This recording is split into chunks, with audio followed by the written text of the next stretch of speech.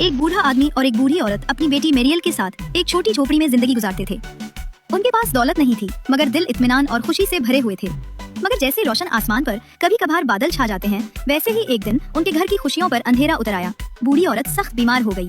जब उसे एहसास हुआ कि उसकी जिंदगी का चिराग बुझने वाला है, तो उसने मेरियल को पास बुलाया।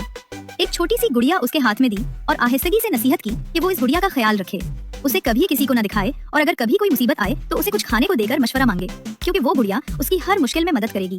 ये वसीयत करने के बाद माँ ने बेटी के माथे पर आखिरी बोसा दिया और हमेशा के लिए आंखें बंद कर ली। बूढ़ा आदमी कुछ अरसा बीवी के गम में गुम रहा, मगर फिर उसने सोचा कि मेरियल को एक माँ की जरूरत है। उसने दूसरी शादी कर ली। वो समझता था कि नई बीवी घर में नरमी और खुशी ले आएगी। इस औरत की 2 बेटियां थीं, खुद पसंद, नखरेबाज और बदतमीज। सौतेली माँ उन्हें बहुत चाहती, उनके नखरे बर्दाश्त करती, मगर मेरियल पर हमेशा गुस्सा उतारती।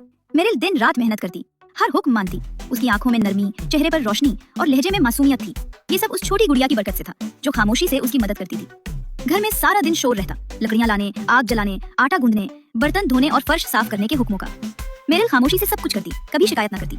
रात को वो अपने कमरे में जाकर दरवाजा बंद करती, थोड़ा सा दूध गुड़िया के आगे रखती और धीरे से कहती कि वो दूध पी ले और उसके दिल का बोझ सुन ले। और फिर जैसे कोई जादू हो जाता, सुबह तक तमाम काम हो चुके होते, घर चमक उठता और मेरियल के चेहरे पर वही चमक उभर आती जो उसकी माँ के प्यार की निशानी थी। गुड़िया दूध पी लेती, फिर मेरियल के चेहरे पर नरमी से हाथ फेर कर उसे तसल्ली देती। इसके बाद वो खामोशी से मेरियल के तमाम काम खुद कर डालती। मेरियल दरख्त की छांव में बैठकर अपने बालों में फूल गूंथती और जब नजरें उठाती तो हैरान रह जाती। सब्जियां गोडी हुई होती, पानी भरा रखा होता और बंद गोभी के पौधों को ताजा पानी दिया जा चुका होता। एक दिन गुड़िया ने मेरियल को एक खास जड़ी बूटी दिखाई, ऐसी जो धूप से जली हुई जिल्द के लिए फायदेमंद थी। मेरियल ने वो जड़ी बूटी लगाई और उसकी रंगत पहले से ज्यादा निखर गई।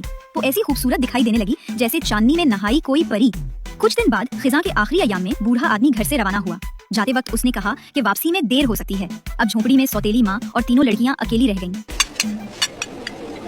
बाहर अंधेरा छा गया, बारिश बरसने लगी और तेज हवा दरख्तों के पत्तों को झुंझोर रही थी।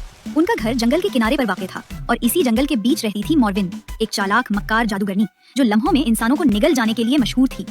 इस रात सौतेली माँ ने तीनों लड़कियों को अलग अलग काम सौंपे। पहली को लेस बनाने, दूसरी को जराबे बुनने और मेरियल को सोत काटने का हुक्म दिया। फिर उसने घर की सारी रोशनियां बुझा दी।